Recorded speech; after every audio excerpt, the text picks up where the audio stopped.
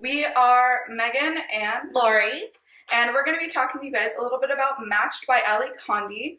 We're going to do a run through of our favorite parts of the book, our least favorite parts, favorite characters, least favorite characters, and just kind of let you guys know what we like about the book and why you should read it too. So first we're going to start off a little bit with what we really liked about the book. So Lori? For me, I love the part how Cassia, the main character, how she defies the odds, defies the standards that society has set for her. Right. And just everything that's been going on with how, there's like segregation in it. Right. Yeah, I really like that too because the society to me kind of feels a little bit like the Hunger Games, but in a less awful way. Yeah. They don't kill people. Less nonviolent way.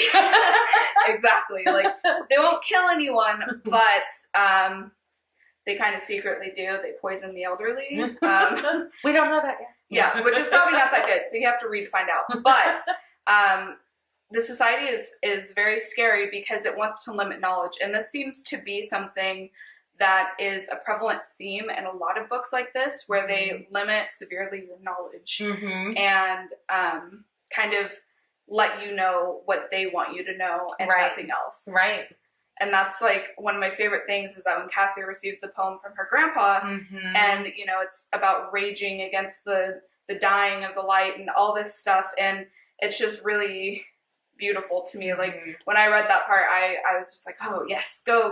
Same way. That was my favorite part. Yeah. I was like, because it speaks the truth. Yes. It speaks what the society doesn't want them to know. Yeah, it's really, really cool. And I also really, really enjoyed the aspects of the way she was matched with two people and how she was constantly looking to her parents and having this dilemma of, well, my parents were matched and they have this perfect marriage and they love each other and they have a good life, but then here I am and I was matched with two people and I have no idea what to do, and now I have less faith in the system. So that's so like good to me and like kind of terrifying because here she is 17 and she's having to decide what to do with her life and whether or not to fight a society that has taken over everything. Yeah. And you figure that's actually like teenagers now. Like when they're in high school, like parents always say, oh, you should go out with someone like this. Right. And then you're like, no, but I don't like that. I like this. And so to me, it's kind of like for, especially teenagers who read this book, can really, I think, relate to that aspect of it. With the controlling of the relationships. Yes, the parents and even your teachers sometimes and all that. I think that's really relatable for kids. And I also really like this book because there's no profanity, there's no nudity, there's no weird sexual things that would make parents uncomfortable with their kids reading it. And it's a good book that shows kids how important it is to be literate, how important it is to write and read and have your own voice, which I think is a beautiful message underneath a book that's kind of a love triangle. Yes. Yeah. So now we're going to kind of transition, speaking of the love triangle, into what we don't like about the book, which was very little overall. I think we both enjoyed the book, but there are a few small things that were not the greatest.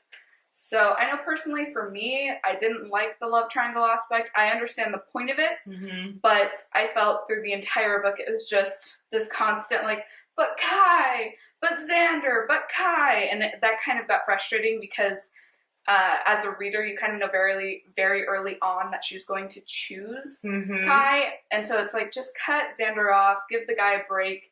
So I kind of felt bad for him in that sense. But I didn't care for Xander anyways. Yeah. So I was kind of glad that she was like, good riddance.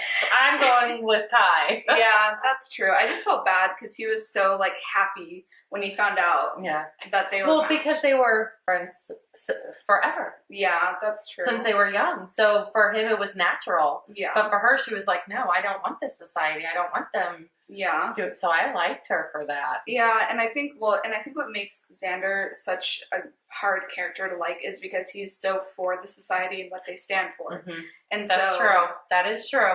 When you're getting sympathy for Cassia, you're like, no, I don't want this society there. I don't like this society. And so when you see this character that wants her to stay a part of this whole society thing, it makes you really not like him. Yeah, and that's true. Yeah, I don't know. It's frustrating. I never thought of it in that way, but it is true. Yeah, because I mean, overall, you see that he's a good person. I mean, he helps her quite a bit. Even towards the end, when he knows she's going to go chase Kai, he helps her to do that. But it's because he loves her. I know, and it's hard to fault him for that. That's what's so sad. Okay, so we've discussed why we love Xander / kind of dislike him, but let's talk about some of our least favorite characters now, because I think that's an important thing to discuss. So, personally, one of my least favorite characters, and the one that I just got so angry with every time they were mentioned, was Cassia's official. And I mean, at first you think that she has these good intentions and she's just going through society, and you feel this sort of respect almost for the officials, because, you know, Cassia's father is an official, so you see that they're not all these bad, horrible, like, drone people.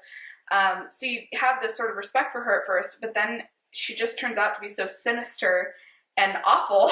And I just really disliked her, and it made me angry every single time that she was mentioned.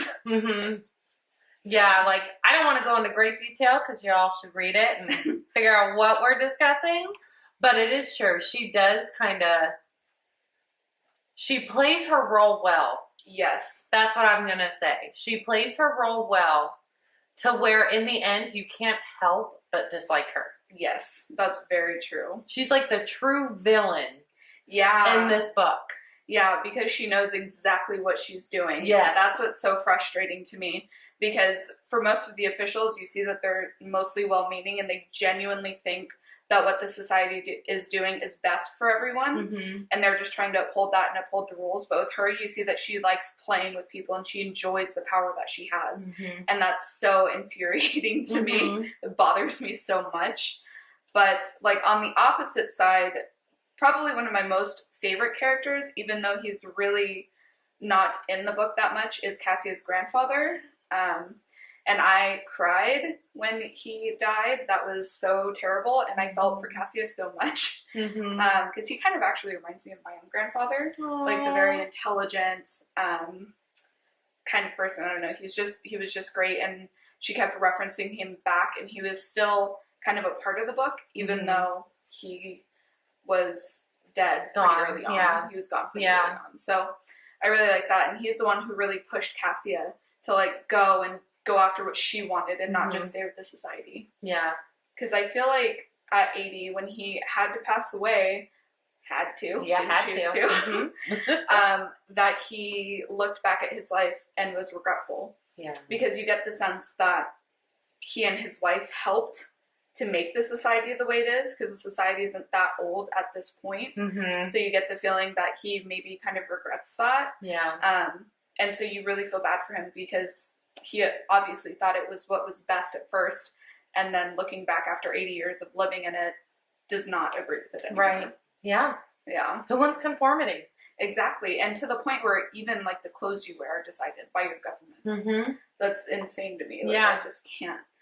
But yeah, that was, like, my favorite character. Do you have a specific favorite character other than Cassia's grandpa? I actually love Cassia. Yeah. And I think it's because I see myself in her when I was her age. Yeah. Just because, you know, as you're a teenager, you don't like the idea or the feeling of being controlled, even though you know you are. Yeah. Until you're 18 years of age, as everyone says. But I think because she was so strong-willed and knew what she wanted and knew what she didn't want. Yeah, and I really liked her because she kept the one she loved at the forefront of her mind at all times, even though she's 17, and you have to keep that in your mind that she's 17 and she's trying to make these giant life decisions. But through all that, she's looking at her brother and her parents and Kai and Xander and saying, how can I protect all these people while still trying to get what I want out of life? Yeah. And I think that's a really honorable thing to be thinking at 17. Yeah. So I really loved her. Yeah. But She's that is pretty much it, guys. We're going to kind of wrap it up. You guys should definitely read this book. It's a wonderful choice for all ages, honestly. I mean, you could read it from, I would say, 13 to 80 years old if you wanted to. Yeah. It's a really good book. Has a really good meaning behind it and lessons for kids. And it's just a really good one that I think anybody should read if you have the time and are so inclined. And we hope you guys enjoyed listening to us kind of talk about our favorite and least favorite aspects of the book. And we will talk to you guys soon. Bye.